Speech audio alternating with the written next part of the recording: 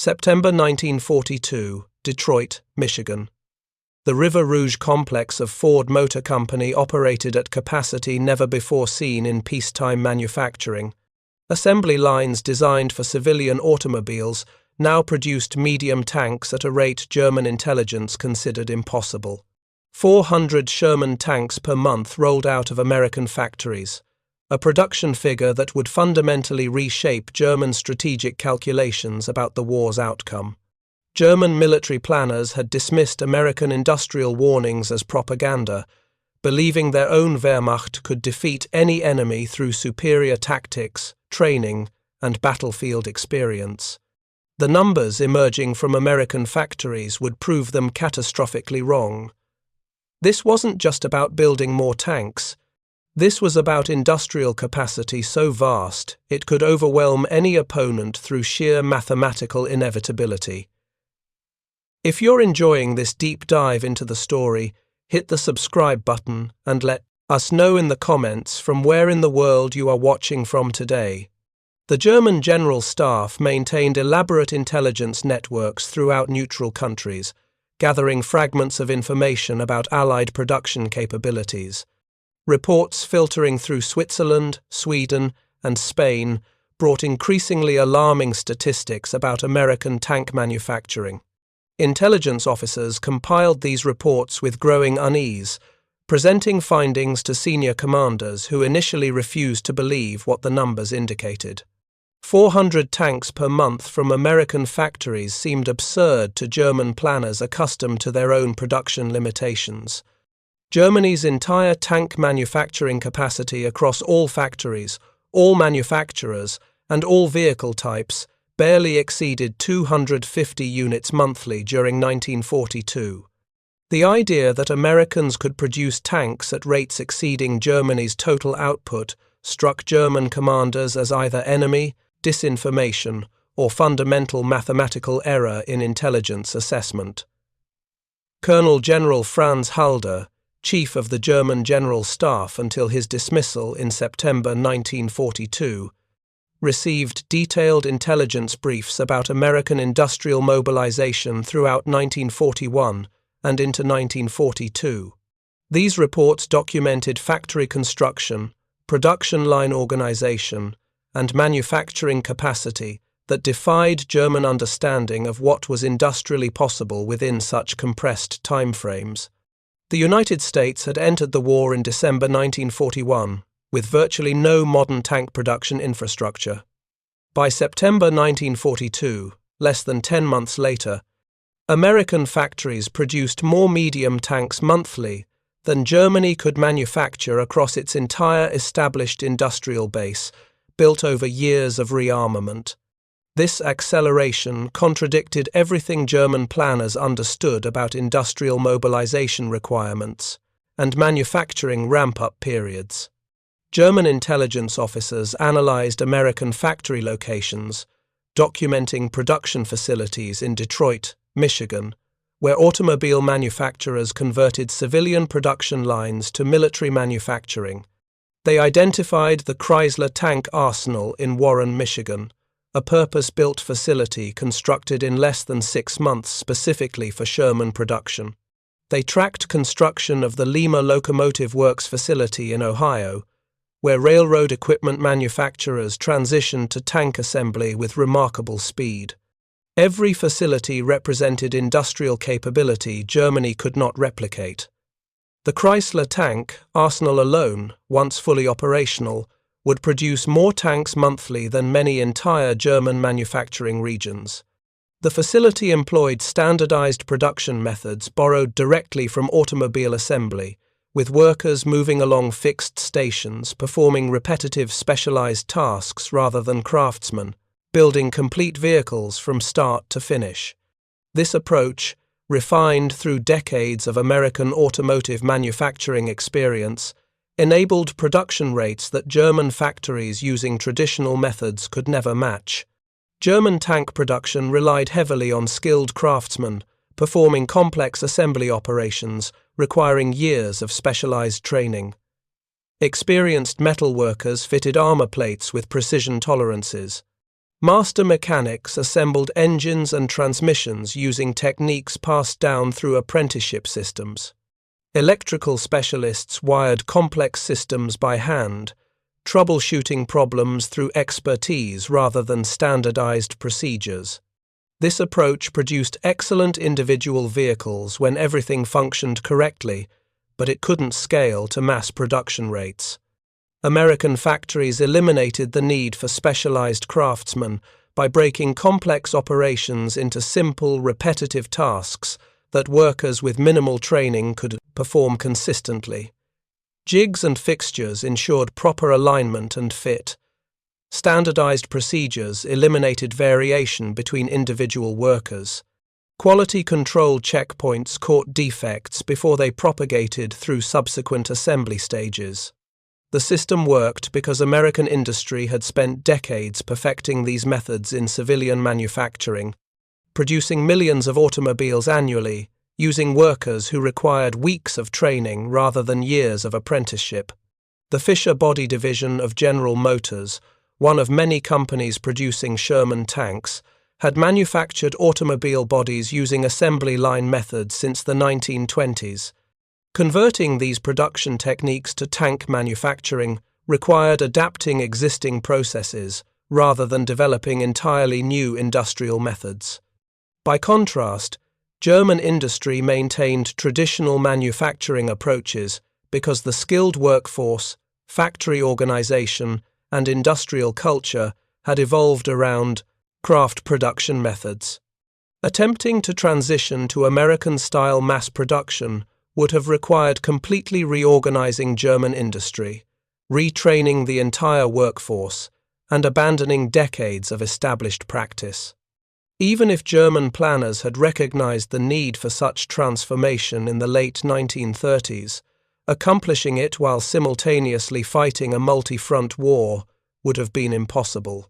Intelligence reports reaching Berlin throughout 1942 painted an increasingly grim picture of comparative industrial capacity.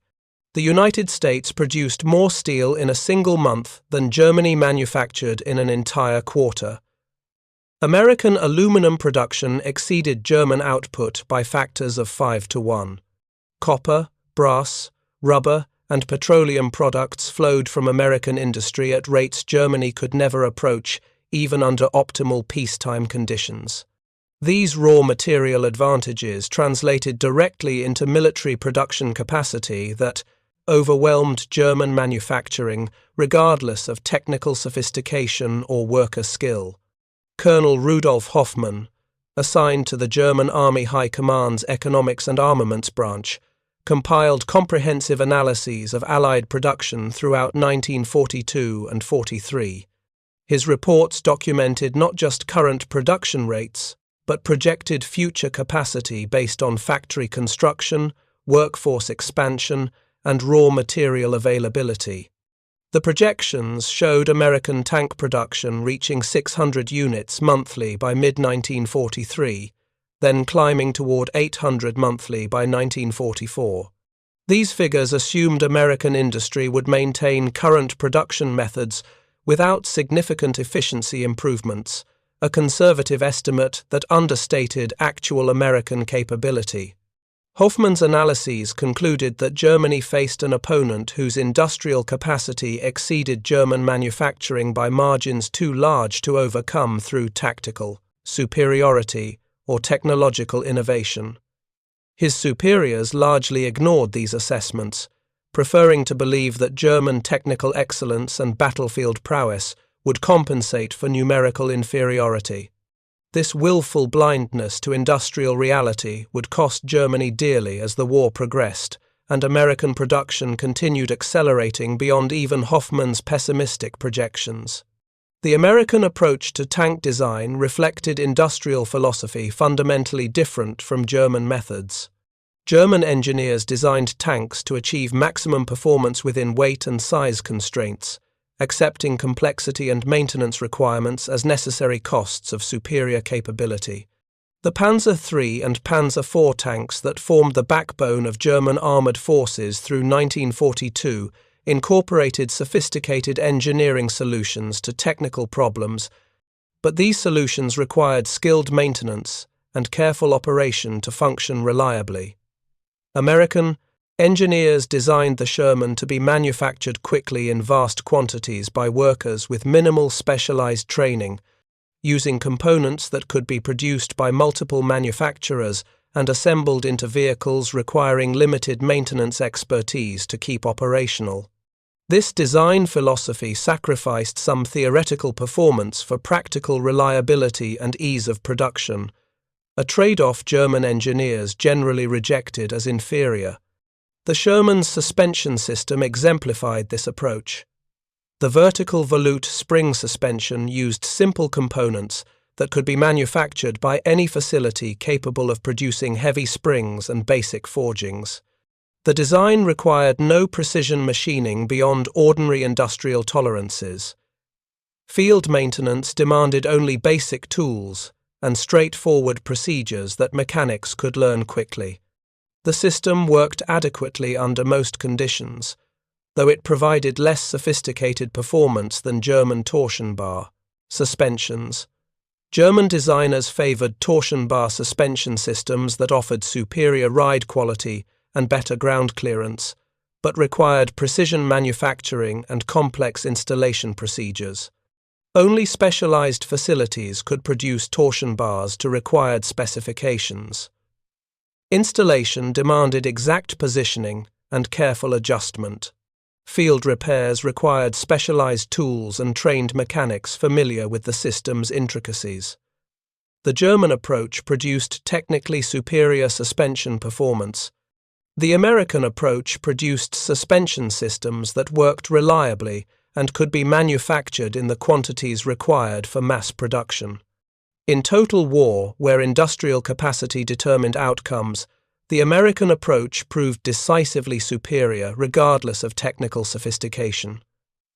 The Sherman's armor protection followed similar practical philosophy. Armor plates used simple rolled homogeneous steel that any major steel mill could produce.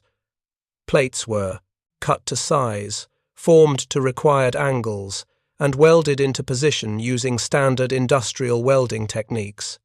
The process required no exotic materials, no specialized heat treatment, and no precision beyond ordinary structural steel fabrication standards.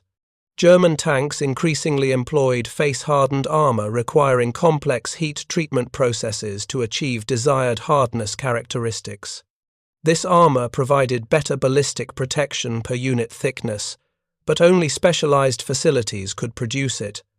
Manufacturing bottlenecks in armor production limited German tank output even when other components were available. The Americans accepted slightly inferior armor protection in exchange for unlimited manufacturing capacity from their extensive steel industry. This trade-off made strategic sense for a nation with vast steel production capacity and limited time to build massive tank forces. For Germany, with constrained steel supplies and desperate need to maximize protection for limited vehicle numbers, the trade-off calculus differed. Neither approach was inherently wrong. They reflected different industrial capabilities and strategic circumstances. The Sherman's transmission represented perhaps the most striking example of American mass production philosophy applied to military hardware. The transmission used synchronized gears in second through fifth speeds, a feature standard in American passenger cars since the mid-1930s, but considered unnecessarily complex and expensive by European military designers. Synchronized transmissions allowed smooth gear changes without double clutching or precise throttle matching, making tanks easy to drive for operators with minimal training. The feature seemed like luxury to German engineers accustomed to designing for highly trained tank drivers who could master complex shifting techniques. American designers understood that conscript soldiers with a few weeks' training would operate these tanks, and the transmission needed to accommodate their limited skill while remaining reliable under combat stress. Multiple American manufacturers produced Sherman transmissions to identical specifications, with components fully interchangeable between units, regardless of which factory produced them. This interchangeability, routine in American automotive industry, remained largely theoretical in German tank production, where subtle manufacturing variations prevented true parts compatibility between different production facilities. The transformation of American industrial capacity from peacetime production to wartime dominance occurred with speed that defied conventional understanding of economic mobilization. In January 1941, the United States Army possessed fewer than 400 tanks of all types, most of them obsolete light tanks unsuitable for modern armored warfare. By December 1942, American factories had delivered over 10,000 medium tanks to Allied forces, fundamentally altering the strategic balance of armored warfare across every theater of operation. This industrial metamorphosis represented more than simple factory conversion or increased work shifts. It embodied a complete restructuring of American economic priorities, redirecting the world's largest industrial economy toward military production while simultaneously maintaining civilian living standards that exceeded those of any other combatant nation. The achievement seemed impossible to German planners who understood industrial mobilization as requiring years of preparation, careful resource allocation, and acceptance of severe civilian hardship. The United States accomplished in months what Germany had prepared for over years, and did so while providing vast quantities of military equipment to Britain, the Soviet Union, China, and other Allied nations through Lend-Lease programs that operated on scales incomprehensible to Axis powers.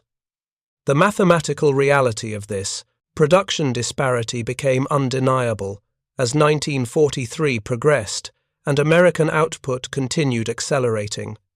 Sherman production exceeded 500 tanks monthly by March 1943, reaching 600 monthly by summer.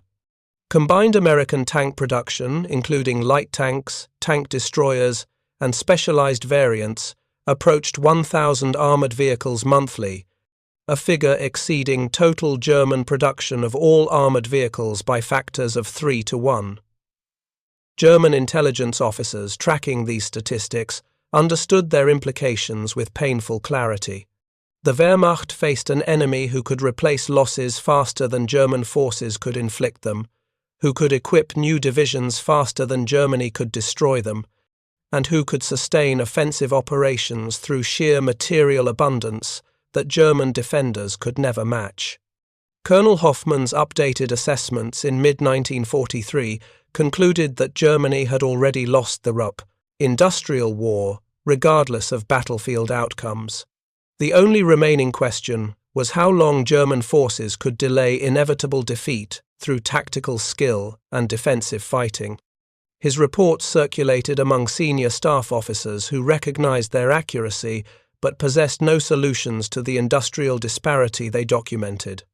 The human cost of this industrial imbalance manifested across every battlefield where German and American forces met. In North Africa during 1943, German tank crews discovered that destroying American Shermans accomplished little when replacement vehicles arrived faster than German units could eliminate them. Rommel's Afrika Korps, already struggling with fuel shortages and inadequate supplies, faced American armored divisions that never seemed to run short of operational tanks, regardless of how many were destroyed in combat. German tankers achieved impressive kill ratios in individual engagements, leveraging superior training and tactical experience to destroy multiple American tanks for each German loss. These tactical victories meant nothing strategically when American units returned to combat strength within days, while German formations waited weeks for replacement vehicles that might never arrive.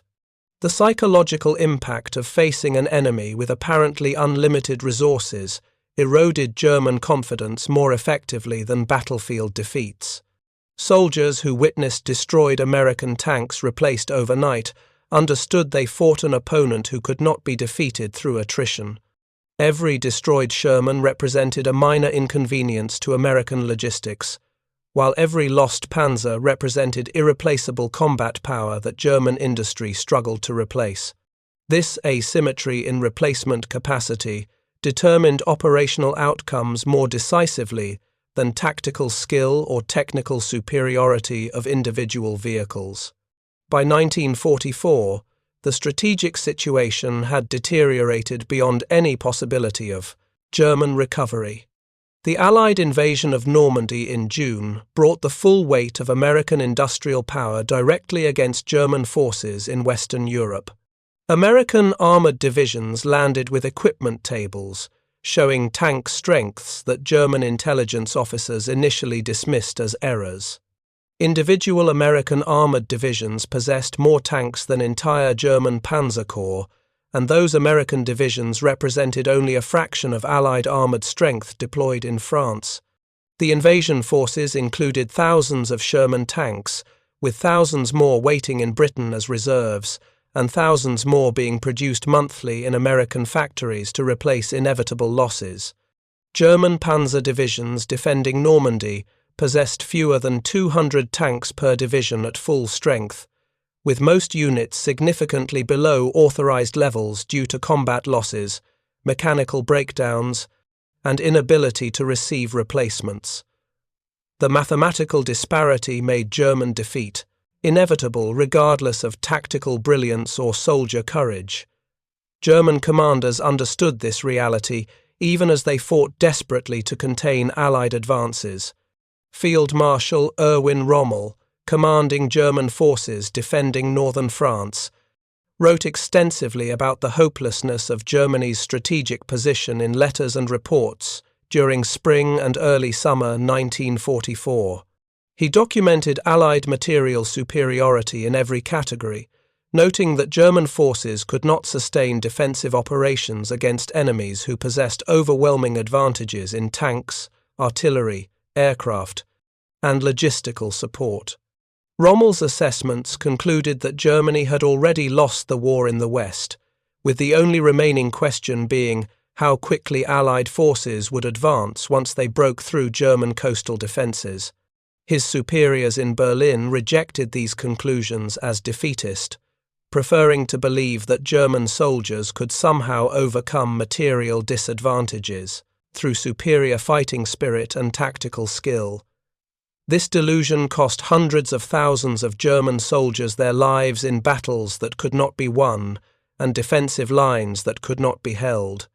The Eastern Front presented similar mathematical impossibilities for German forces facing Soviet armies, equipped with thousands of American-supplied Sherman tanks alongside Soviet-produced armor.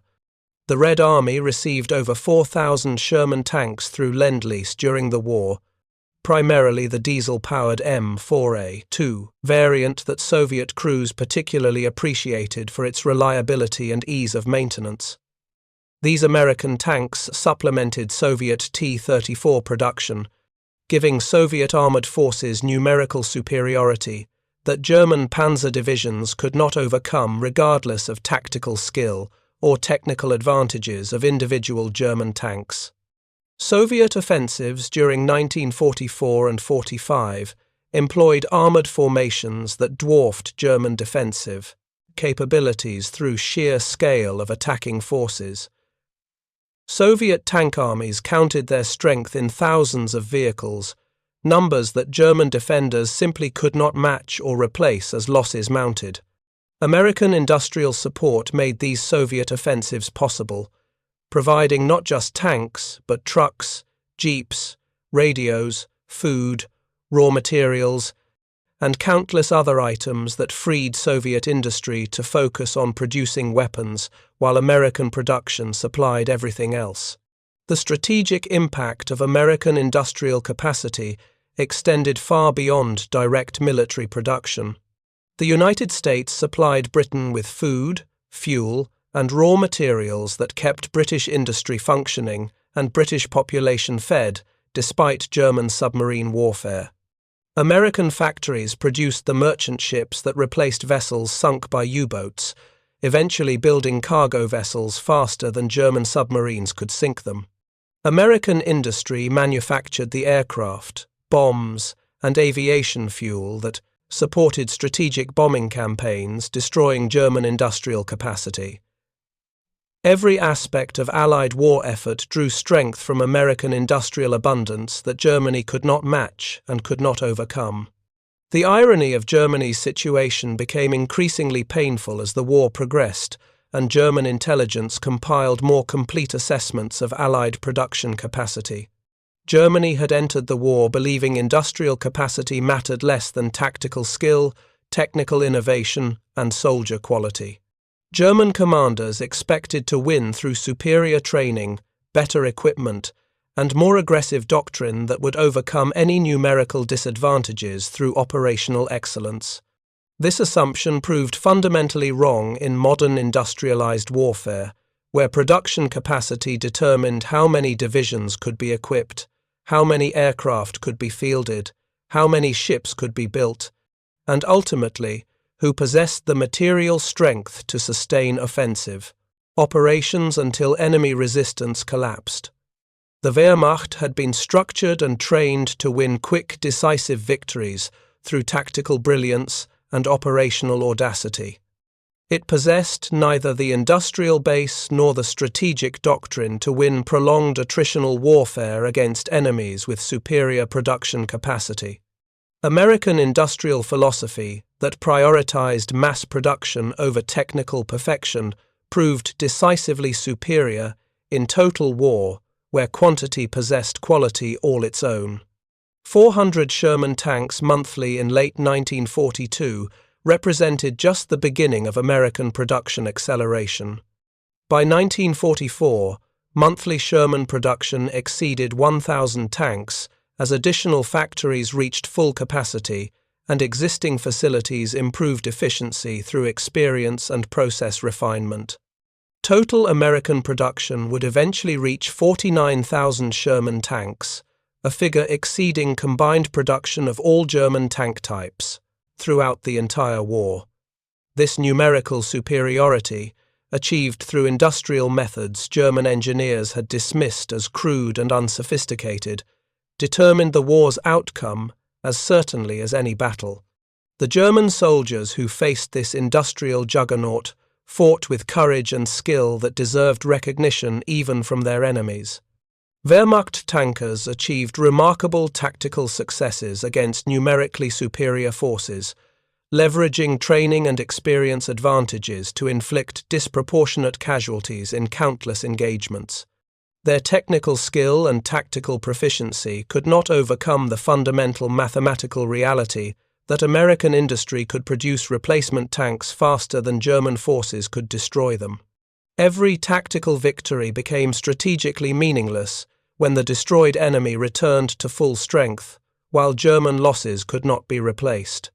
The tragedy of the German soldiers' position lay in fighting battles that courage alone could not win, defending positions that bravery could not hold, serving a cause that industrial mathematics had already doomed to failure. The human cost of this industrial imbalance transcended simple casualty statistics. Young German tank crews climbed into vehicles they knew were mechanically unreliable, facing enemies who possessed overwhelming numerical superiority and unlimited replacement capacity. They fought knowing that destroying American tanks accomplished nothing strategically, that their own irreplaceable vehicles represented increasingly precious combat power that German industry could not restore once lost. The psychological burden of fighting under such conditions, where tactical success provided no strategic hope and every engagement consumed resources that could not be replaced, broke units that battlefield defeats alone might not have shattered. German tank commanders watched their forces dwindle through combat losses and mechanical failures, understanding that no reinforcements would arrive to restore their strength. They calculated odds of survival that decreased with every engagement, every mechanical breakdown, every day that Allied production continued while German manufacturing collapsed under strategic bombing and resource shortages. The realization that they served as temporary obstacles, delaying inevitable defeat rather than defenders capable of achieving victory, corroded morale more effectively than any battlefield reverse. American tank crews faced different psychological pressures, but benefited from material abundance that made their military service survivable in ways German service was not. Destroyed American tanks could be replaced overnight. Wounded American tankers could be evacuated to field hospitals with medical capabilities that exceeded civilian standards in most nations. Disabled American vehicles could be recovered, repaired, and returned to service using spare parts supplied in quantities German logistics could never match. The knowledge that their nation's industry supported them with unlimited resources provided psychological advantages that contributed to battlefield effectiveness as significantly as any tactical training. The transformation of global military power that American industrial production represented extended beyond immediate World War II outcomes. The demonstration that modern warfare demanded industrial capacity exceeding any individual nation's peacetime production capability reshaped strategic thinking throughout the post-war era. Nations understood that future conflicts would be decided by industrial potential as much as military prowess, that alliances and industrial cooperation mattered more than territorial size or population numbers alone. The Cold War competition between the United States and Soviet Union centered substantially on industrial capacity and technological development, with both superpowers understanding that economic strength determined military capability in ways that pure military spending alone could not achieve. The Sherman tank, dismissed by German commanders as technically inferior to their own designs, embodied industrial philosophy that proved decisively superior in total war. American engineers had built a vehicle that worked reliably, could be produced in vast quantities, and could be maintained by soldiers with minimal specialized training. These characteristics, seemingly mundane compared to impressive technical specifications or sophisticated engineering solutions, determined victory in mechanized warfare where operational availability mattered more than theoretical performance maximums. The contrast between German technical sophistication and American industrial pragmatism illustrated fundamental truth about modern warfare that remains relevant decades later. The most technically advanced weapon means nothing if it cannot be produced in sufficient quantities, maintained under field conditions, or operated by available personnel. Practical reliability and ease of production outweigh theoretical technical superiority when industrial capacity determines how many weapons can be fielded and sustained in combat. The mathematics of 400 tanks monthly in 1942, rising to over 1,000 monthly by 1944, told a story of industrial transformation that reshaped global military balance. These numbers represented not just manufacturing output, but fundamental economic reorganization that redirected American industrial might toward military production while maintaining civilian prosperity. The achievement demonstrated that the United States possessed industrial depth exceeding any other nation's capacity, able to supply not just its own military forces but Allied armies across multiple theaters while simultaneously maintaining living standards at home. For Germany, the realization came too late to matter strategically. By the time German intelligence fully comprehended the tone, the scale of American industrial mobilization, the outcome had already been determined by production figures that could not be overcome through battlefield prowess alone. The war would continue for years after German commanders understood they could not win, consuming millions of lives in battles whose outcomes were predetermined by industrial mathematics. The Sherman tank production figures that reached 400 monthly in late 1942 represented the visible symbol of American industrial power that ultimately proved more decisive than any weapon's technical characteristics or any army's tactical skill. Thank you for watching. For more detailed historical breakdowns, check out the other videos on your screen now, and don't forget to subscribe.